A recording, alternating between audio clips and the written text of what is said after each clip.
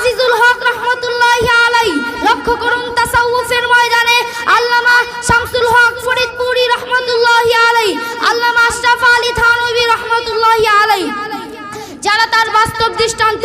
ঘুরে দেখুন স্বাধীন বাংলার ইতিহাস, যেখানে মাওলানা ভাসানী এবং আকবর আলীর স্বাধীনতা সংগ্রামে অসামান্য অবদান রয়েছে।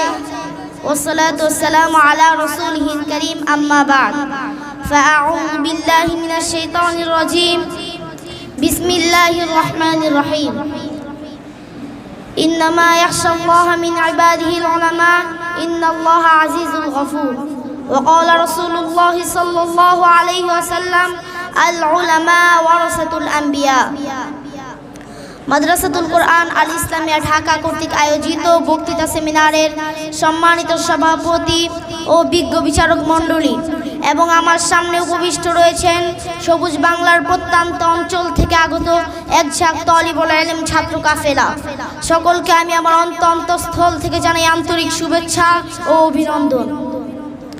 প্রিয় হাজিরিন, আজকে আমার বক্তৃতার বিষয় হলো সমাজ সংস্কারে কওমি মাদ্রাসার অবদান। আমি আমার উত্তর বিষয়কে সামনে রেখে কিঞ্চিত পরিমাণ আলোকপাত করার চেষ্টা করব ইনশাআল্লাহ।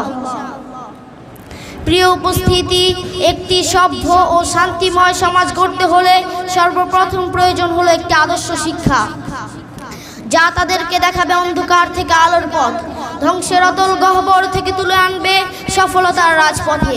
তাই প্রিয় নবী হযরত মুহাম্মদ মুস্তাফা সাল্লাল্লাহু আলাইহি ওয়াসাল্লামের মাক্কি জীবনের অন্যতম কাজ ছিল ব্যক্তি গঠন এবং মাদানী জীবনে তিনি আসহাবে সুফফা প্রতিষ্ঠার মাধ্যমে গড়ে ধরা আরব সমাজে আসমানি জ্ঞানের আলোকে ঢেলে বিশ্ববাসীর সামনে আদর্শের মডেল স্বরূপ পেশ করেছে।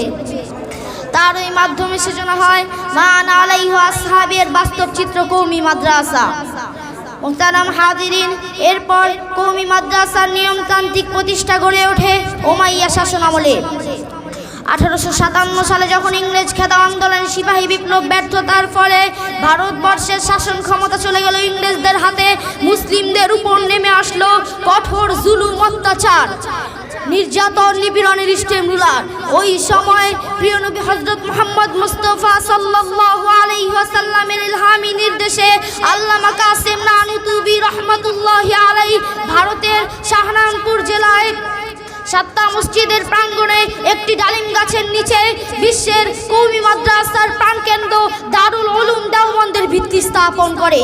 তার সূর্য সন্তানেরা নিজেদের বুকে তাজা রক্ত ঢেলে দিয়ে জাতিকে উপহার দিয়েছে একটি ইংরেজ মুক্ত স্বাধীন ভূখণ্ড। মুহতারাম হাজিরিন, মোট কথা সমাজ সংস্কারে কওমি মাদ্রাসার অবদান অপরিসীম, কারণ তার একটি ছাত্রকে কোরআন ও হাদিসের নিরিখে মান আলাইহি আসহাবের বাস্তব প্রতিচ্ছবি হিসেবে এমন করে গড়ে তোলা হয় যার একটি ছাত্র একটি সমাজ নয় বরং একটি রাষ্ট্রকেও কোরআন ও হাদিসের আলোকে ঢেলে সাজাতে সক্ষম।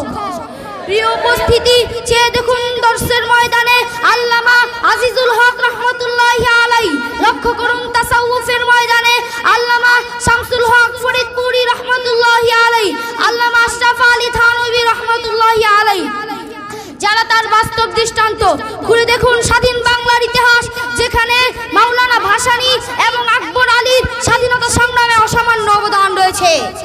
মুহতারাম হাজিরিন, মোট কথা সমাজ সংস্কারে কওমি মাদ্রাসার অসামান্য অবদান থাকা সত্ত্বেও একদল ইসলাম বিদ্বেষ পশ্চিমাদের দালাল, যারা নাকি এই কওমি মাদ্রাসাগুলোকে ধ্বংসের পায়তারা করছে, আমি তাদেরকে হুঁশিয়ার করে বলতে চাই, এখনো সময় আছে, শুধরে যাও। ওলামায়ে কেরামের বিরোধিতা করে, ওলামায়ে কেরামের বিরোধিতা ছেড়ে সরল সঠিক পথে ফিরে এসো, কারণ ওলামায়ে কেরামের বিরোধিতা করা মানে স্বয়ং আল্লাহ তার রাসূলের বিরোধিতা করা, আর আল্লাহ তার রাসূলের বিরোধিতা করতে গিয়ে ফেরাউন ও নমরুদের যে অবস্থা হয়েছিল তার থেকে শিক্ষা গ্রহণ করো, অন্যথায় এদেশের ওলামায়ে কেরাম জীবিত থাকতে